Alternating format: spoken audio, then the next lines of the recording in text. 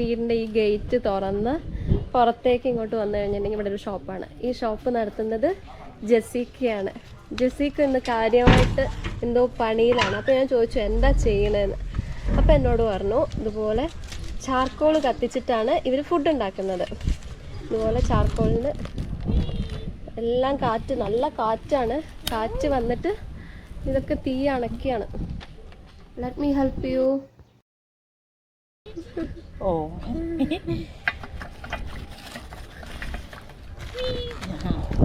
അങ്ങനെ നന്നായിട്ട് കത്തുന്നുണ്ട്. കത്തിക്കഴിഞ്ഞിട്ട് ഇതിൻ്റെ മുകളിൽ അവർ പാത്രം വെക്കും. പാത്രം വെച്ച് കഴിഞ്ഞാൽ പിന്നെ ഫാസ്റ്റായിട്ട് കുക്ക് ചെയ്യാൻ പറ്റും. രണ്ടാള് ഹെൽപ്പിങ്ങിനുണ്ട്.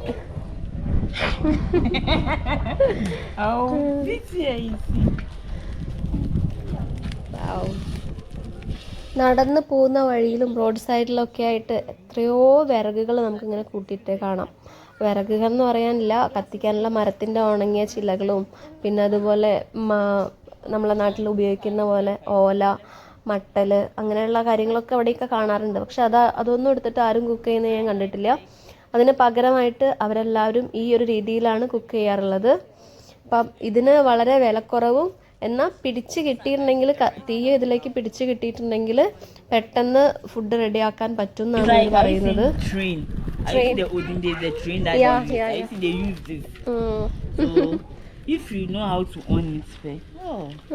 അതാണ് അപ്പം അവള് പറയുന്നത് പണ്ടത്തെ ട്രെയിനൊക്കെ ഇതുപോലെ ചാർക്കോൾ ഉപയോഗിച്ചിട്ടല്ലായിരുന്നോ? അതാണ് പറയുന്നത്, കൽക്കരി തീവണ്ടി, അതാണ് പറയുന്നത്. ഞങ്ങൾ നിൽക്കുന്ന ഈ പ്രദേശത്തും പിന്നെ പൊതുവെ ഗാനയിലൊക്കെ നല്ല കാറ്റാണ്. അപ്പം കാറ്റായതുകൊണ്ട് തന്നെ ഇതുപോലെയുള്ള എന്തെങ്കിലും ആവശ്യങ്ങൾക്ക് വേണ്ടിയിട്ട് നമ്മൾ തീ കത്തിക്കുമ്പോൾ നമുക്ക് നല്ല ക്ഷമ വേണം. ക്ഷമ ഉണ്ടെങ്കിൽ മാത്രമേ ഇത് കത്തിപ്പിടിക്കുകയുള്ളൂ. ഇപ്പം രാവിലെ തുടങ്ങിയ പണിയാണ്, ഇത്ര നേരമായിട്ടും കഴിഞ്ഞിട്ടില്ല.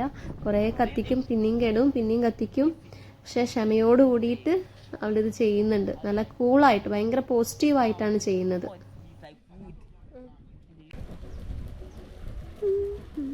ഇവളുടെ ഈ കഷ്ടപ്പാട് കണ്ടിട്ട് ഞാനും കുറേ സഹായിക്കാൻ വേണ്ടി ശ്രമിച്ചു നോക്കി. പക്ഷെ ഒരു രക്ഷയുമില്ല. നമ്മളെ കാറ്റ് നമ്മൾ ഏത് ഭാഗത്തു നിന്നാണോ മറച്ചു പിടിക്കുന്നത് അതിൻ്റെ ഓപ്പോസിറ്റ് ആയിട്ടൊക്കെ വന്നിട്ട് കാറ്റ് വന്ന് കെടുമായിരുന്നു മൊത്തത്തിൽ.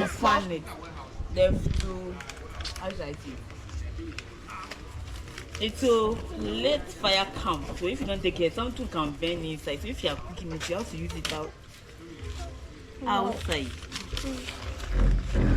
Oh, there is a hole. So if you can put some on top and you put some under. പണ്ട് ഞാൻ ഇവരെ കാണുന്ന സമയത്ത് ഈ ഷോപ്പിൽ ഇവളുടെ അമ്മയും ഉണ്ടാവാറുണ്ടായിരുന്നു. അപ്പം അമ്മയും പിന്നെ വീട്ടിൽ ഒരു അനിയത്തിയാണുള്ളത്, പിന്നെ ഒരു ബ്രദറും ഉണ്ടെന്ന് പറഞ്ഞിട്ടുണ്ടായിരുന്നു. കുറേ കഴിഞ്ഞപ്പോൾ അമ്മ ഈ ഷോപ്പിലേക്ക് വരാതെയായി. പിന്നെ ഇപ്പോൾ ഇവള് മാത്രമാണ് ഈ ഷോപ്പ് നടത്തുന്നത്. ഉച്ചയ്ക്ക് കഴിക്കാനുള്ള ഫുഡാണ് ഇപ്പോൾ തയ്യാറാക്കിക്കൊണ്ടിരിക്കുന്നത്. അപ്പോൾ ആദ്യം ഈ അടുപ്പൊന്ന് പിടിച്ച് കിട്ടണം. അത് പിടിച്ച് കിട്ടിയെങ്കിൽ ഈ കനലൊക്കെ വന്ന് കഴിഞ്ഞാൽ പിന്നെ അവരിതിലേക്ക് പാത്രം കൊണ്ടുപോയി വെച്ച് പിന്നെ ഭക്ഷണം ഉണ്ടാക്കാൻ തുടങ്ങും. What is inside? Meat. Yes. Chicken? No, cow meat. Cow meat. Okay. So I think if you put on it and you fan it. പണ്ട് ഞാൻ നാട്ടിൽ നിന്ന് ഇവിടേക്ക് വന്ന സമയത്ത് എനിക്കിതുപോലെ ഇവരൊക്കെ ആയിട്ട് സംസാരിക്കാനും ഇതൊക്കെ പേടിയായിരുന്നു. പുറത്തേക്ക് ഇറങ്ങി നടക്കാനും എല്ലാത്തിനും പേടിയായിരുന്നു. പിന്നെ ഞാൻ ഇവരോട് സംസാരിക്കാൻ തുടങ്ങിയപ്പോഴാണ് എനിക്ക് മനസ്സിലായത് എല്ലാ നാട്ടിലും ഉണ്ടാവും രണ്ട് തരത്തിലുള്ള മനുഷ്യന്മാർ. അതുപോലെ തന്നെ ഇവിടെ ഉണ്ടാവും നല്ലവരും ചീത്തവരും ഒക്കെ ഉണ്ടാവും. പക്ഷെ നമ്മൾ കേട്ടിട്ടുള്ള ആഫ്രിക്കൻ കഥകളുടെ അത്രയൊന്നും ഇല്ല. ഇവിടെയൊക്കെയുള്ള എല്ലാ മനുഷ്യരും ഇതുപോലെ പാവങ്ങളാണ്. അവർക്കും നമ്മളോട് ഭയങ്കര ഇഷ്ടമാണ്, നമ്മളോട് സംസാരിക്കാൻ ഇഷ്ടമാണെന്നൊക്കെ ഉള്ളത് പിന്നെയാണ് എനിക്ക് മനസ്സിലായത്. അപ്പോൾ അങ്ങനെ ഞാൻ പിന്നെ കമ്പനി ആയപ്പോൾ പിന്നെ അവളുടെ ഓരോ കാര്യങ്ങൾ പറയാൻ തുടങ്ങി.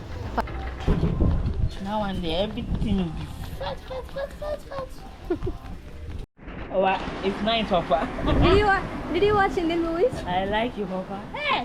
Actually, if I'm in the house like this, if I go home in the night, I watch it until like 11, 12. നമ്മുടെ ഇന്ത്യൻ മൂവീസ് കാണാറുണ്ട് എന്നാണ് ഇപ്പോൾ അവൾ പറയുന്നത്. I don't know their names, but you like. Okay. Especially I like your movies, especially the ones that they like showing on. Is it GH1? I like you, Papa, and I like how you talk. So you like my talk also? I like it. Hey, auntie. I like how you. I like how you talk, especially when Renach and the small one is talking. I can disturb them, son. And they say, Auntie, I should stop. അൻഷുവാണ് helper.